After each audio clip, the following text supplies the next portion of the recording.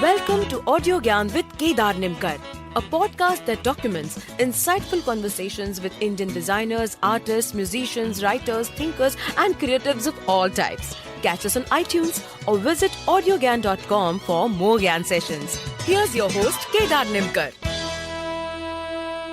Today I have Mahendra Chauhan with us on Audio Gyan. Mahendra is a head of design at Titan. He did his design from NID and is famous for designing the Titan Edge watch, which is the world's slimmest watch. He has won Red Dot Award and many other national and international awards and is India's one of the finest designers.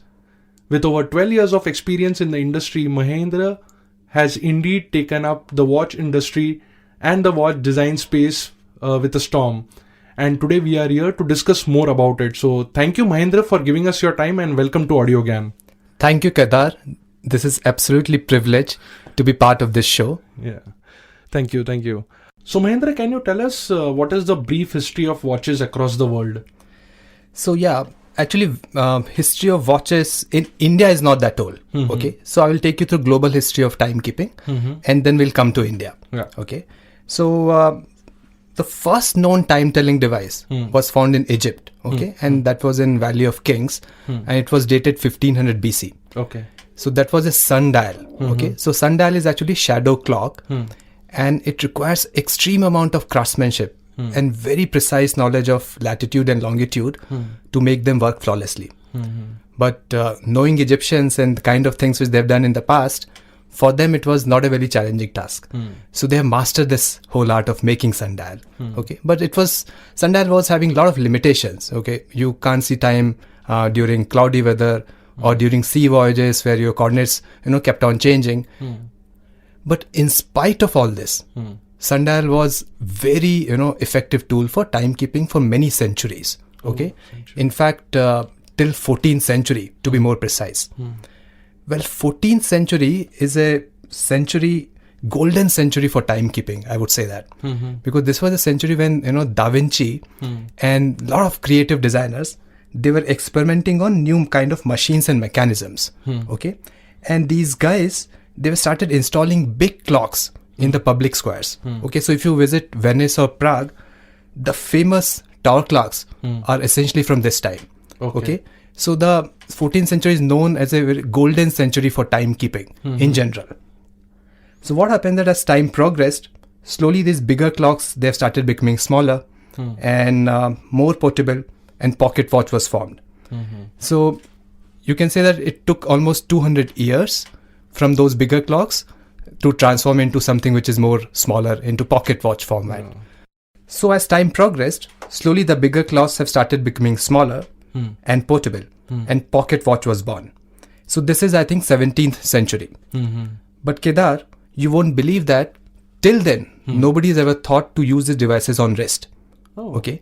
So it was only during the First World War, early 18th century, when these soldiers, they started using wrist-based devices on the wrist for effective timekeeping, wristwatch was born. So that's the, you can say the birth of wristwatches. And since then, Swiss and German watchmakers, they have taken this whole industry to completely new level. So they've started investing a lot of money into mechanisms and new functions. And rest of all is very known history. Now, coming back to India, well, India was heavily dominated by HMT and Allwins of the world. Okay, so they were state-run companies. But when 1987 Titan was born, Titan has changed the watch scene completely. So Titan spotted a huge potential in quartz mechanism. Okay. And we've launched our first collection in 1989, and that was called Titan Accura. So Accura was inspired from word accurate, and quartz mechanisms were generally more accurate than mechanical watches, essentially. And that collection has done so well for Titan. And since then, every year we're launching collections by collection. And now we have 55% of market share. Wow, that's great. Yeah. So, if you can very quickly tell us the difference between the quartz and the mechanical part. For a layman, what is the difference between a quartz and a mechanical watch? So Kedar, if you see the mechanical watches or automatic watches, okay, they are highly ornate and they are run by pure mechanism. Okay, and most of the devices, they run by mainspring and rotor.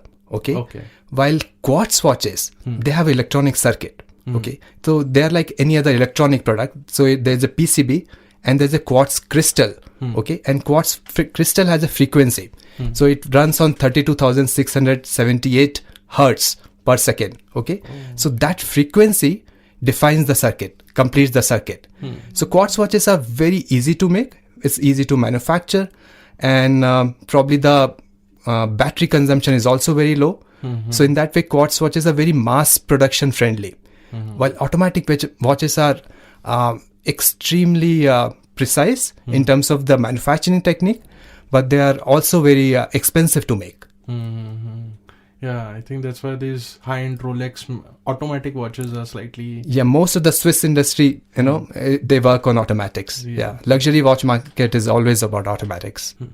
So how is a watch designed and manufactured?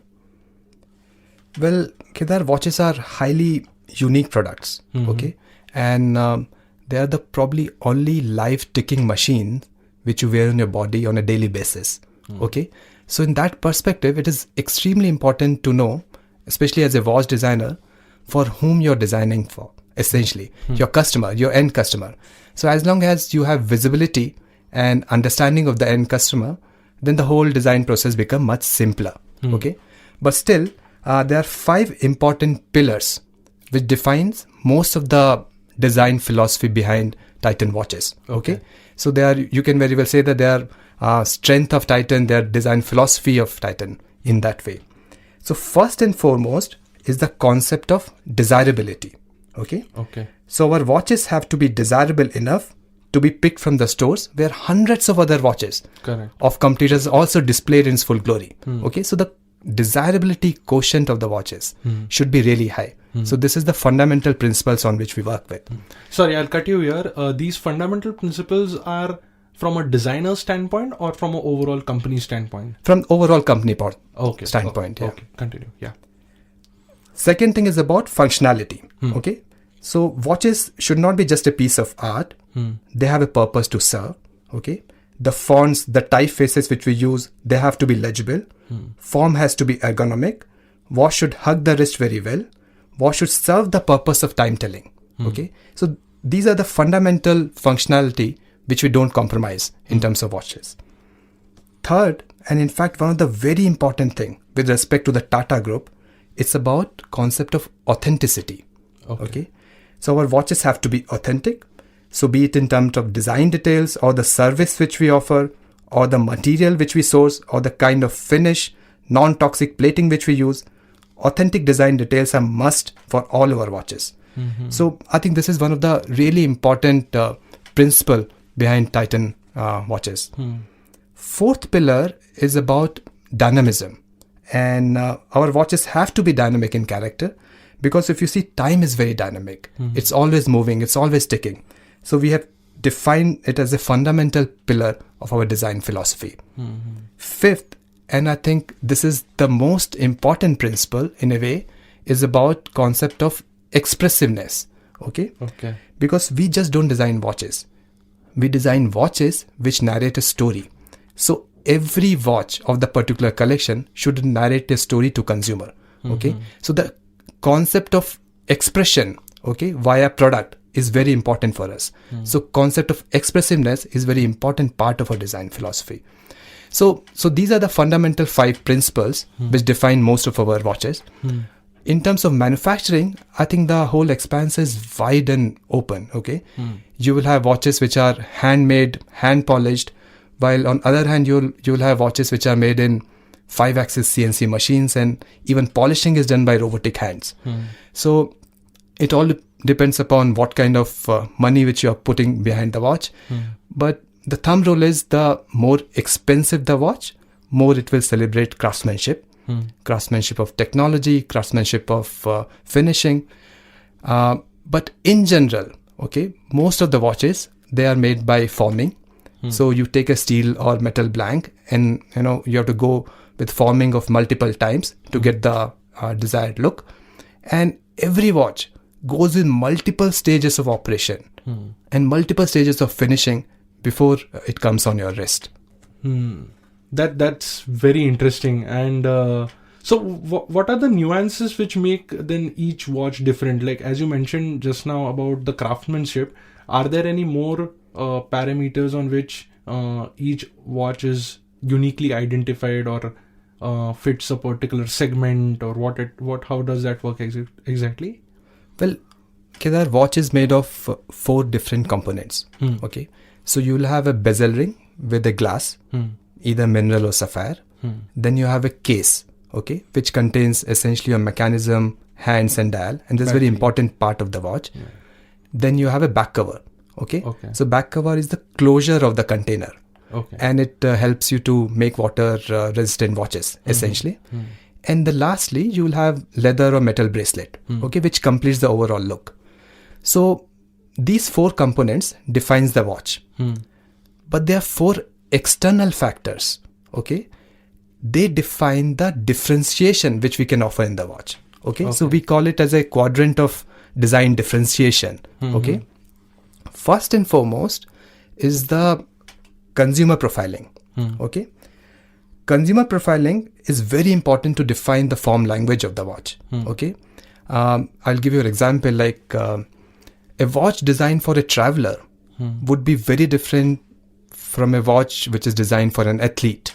Okay, similarly, a watch designed for a scuba diver would be really different from a watch designed for a bike rider or people who love biking. Okay, so the needs of the consumer or the desires of the consumer makes a completely different form language of the watch. Okay, so consumer profiling is an extremely important part of design differentiation. Second part is the mechanism. Okay, so mechanism is the core of the watch. Okay, it is the motor which drives the watch, essentially. So fundamentally there are 3 kinds of mechanism. Okay, so there is a automatic mechanism, automatic or mechanical, you can say that. Second is the quartz. Third is the smart module or smart mechanism. Okay, so smart module is the latest entry into the system.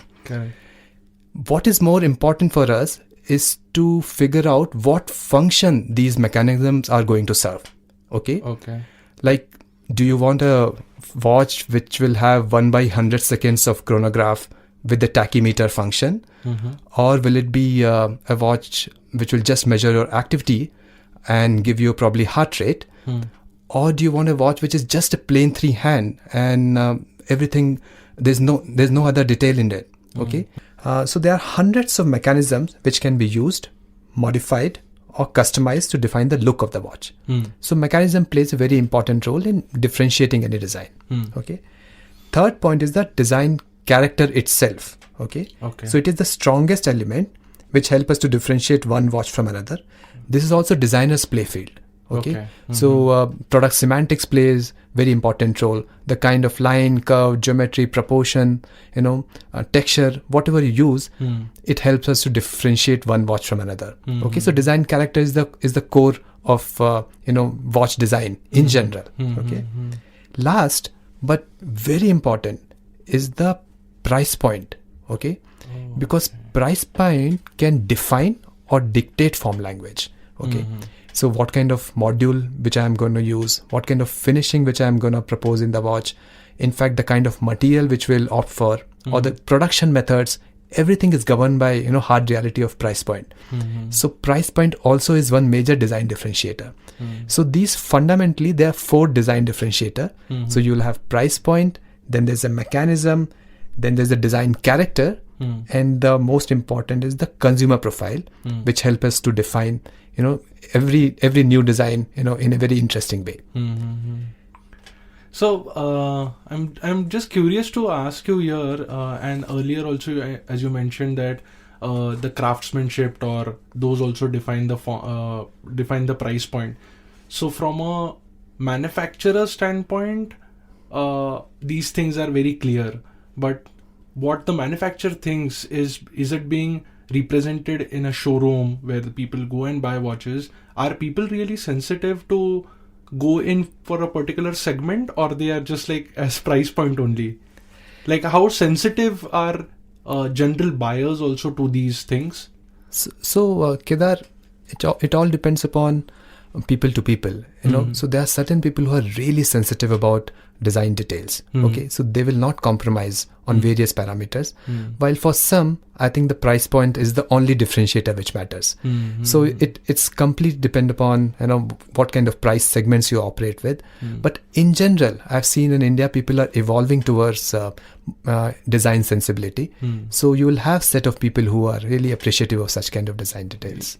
Yeah, but the main reason for people to become sensitive is also the manufacturers and the service providers who are crafting it in a certain way that the people see the difference and then value it. Yes. Right? Yeah.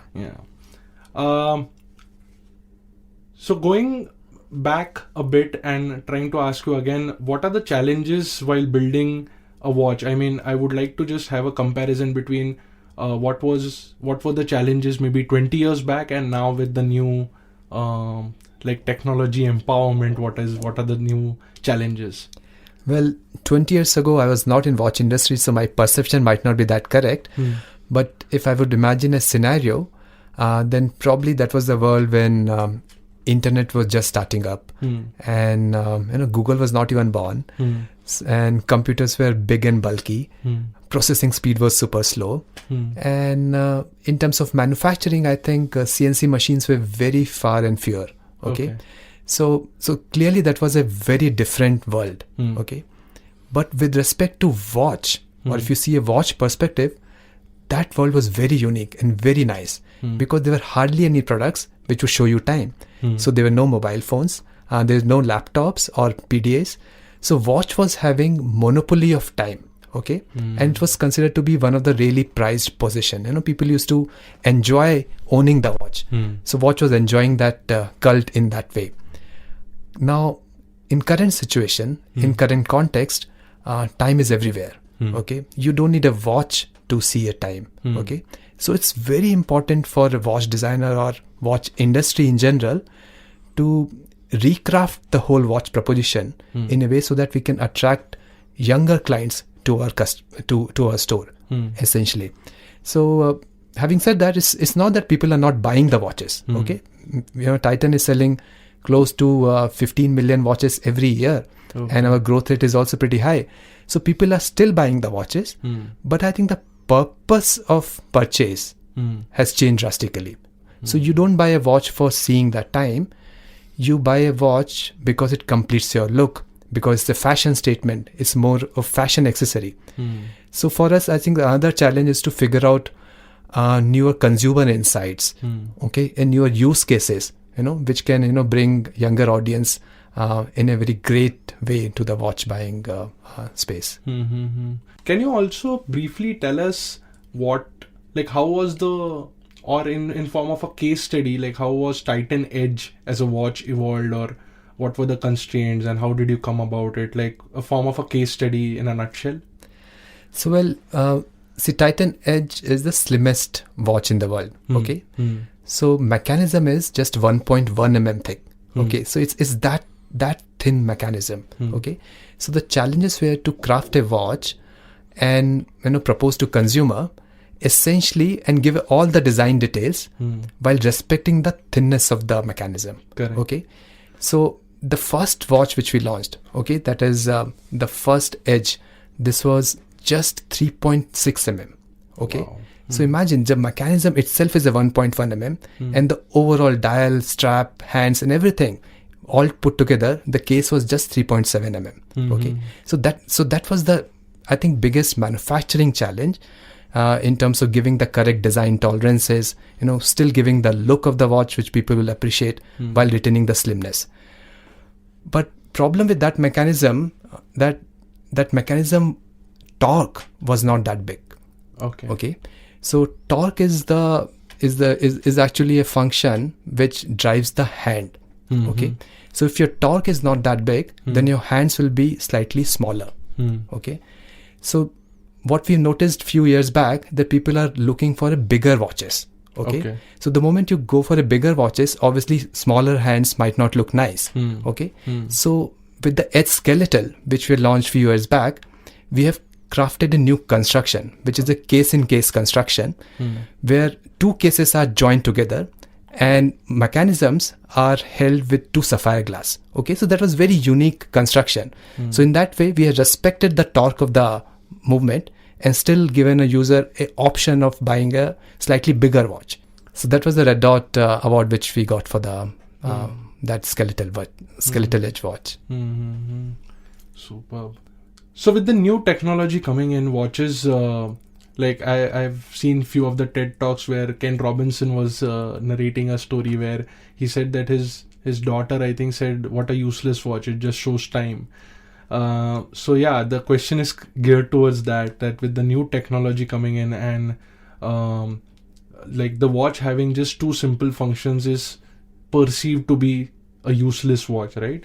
So say for example, also when the Apple Watch came in, like Rolex, who have probably just ruled the entire world, came down to like 2nd or 3rd position in the best watches thing. So how you as a designer or engineers working in this domain are gearing up for these challenges, and what is changing in the industry because of the smartwatch coming in the picture? Well, Kedar, I think it's too early to write an obituary for these quartz watches. They're humble looking smart quartz watches. I think they will survive. It's just a matter of time. Having said that, I think wearables are next big thing. We all know. And according to IDC, which is International Data Corporation, this year there'll be 2 billion pieces of wearables. Okay, they'll be shipped from China factories. Okay, so imagine that kind of number will definitely have some impact on traditional watch market. Correct. But designers and engineers, I think they are at slightly comfortable place because they have knowledge of wrist-based accessory. They have very strong consumer insights, okay, which they have built over a period of time. So it's just a matter of reskilling or upskilling.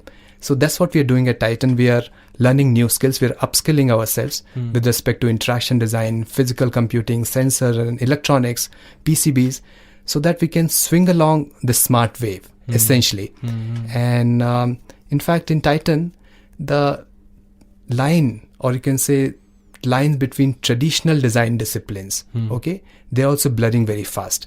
So an interaction designer is working with the fashion designer, and fashion designer is working with the product designer to recraft the whole watch proposition in a way so that we can, give consumer a newer product portfolio to choose from.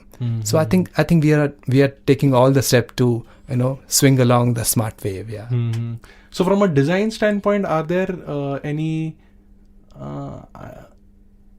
particular direction you guys are taking towards, or is it more from an engineering standpoint only? So I think design goes independent anyways. No, design. Design is always is a purpose-driven concept. Okay, there have to be function which needs to be served. And what happened with smartwatches, the consumer insight are very unique. Okay, so people are buying smartwatches for some function. So either it's for health or music, or so as long as you're justifying that function and crafting a design story around it, I think you will survive. So I think it's also a matter of choosing the right use cases and use scenarios. So I think we are crafting the whole story based on the emerging use cases and use scenarios. Interesting. So Mahendra, I would like to conclude with one last question. I think you have touched upon this answer to a certain extent, but just to reinforce or just to understand better, why are watches so expensive? Sorry, excuse me for this question, but it's a very question which is very close to my heart and want to get different insights into it. So why are watches so expensive if all of them show the same time, right? Yeah, that's interesting. It may sound very stupid question, but I'm hoping to get some radical differences between 2 different watches, one being yeah, so Kedar, I think that's an interesting question. But fact of the matter is that none of the watchmakers, okay, they're selling time. Okay, and that's the irony of being in watch industry. We are not selling time. Luxury watchmakers are selling craftsmanship, where individual watch case takes multiple weeks to get assembled, where movement takes multiple months to get ready. where dial and finishes are done by world's best artist and craftsperson, where polishing of the case is done by people who have spent their entire life polishing micro objects, okay, and still their hands don't even sway a single okay. So clearly we are not selling time. We are selling something more big. We are selling something more precious. We are selling something which you can pass on to next generation, okay. Yeah, so that's why the luxury watches are expensive, and they also tell time. So I think the whole proposition is very different. Yeah, that's wonderful. Yeah. So Mahendra, I think this is it. That's all I had thought of. Obviously, there are thousands of things to be explored further, and maybe we can have another GAN session just to ponder more upon like one watch and how detail you can go into it, and what are those micro differences which are there. Definitely, Kedar. Yeah, I think it was pleasure talking to you. Yeah, so I think this is a good note to end this. Thank you once again for giving us your time, and it was real fun talking to you. Thank you. Thank you. And that's it from today's Gyan session. Catch us on iTunes, Saavn, Stitcher or any podcasting app you use. Do rate us on iTunes and follow us on Twitter, Facebook and Instagram. Stay tuned for more Gyan on audiogyan.com. Till then, bye.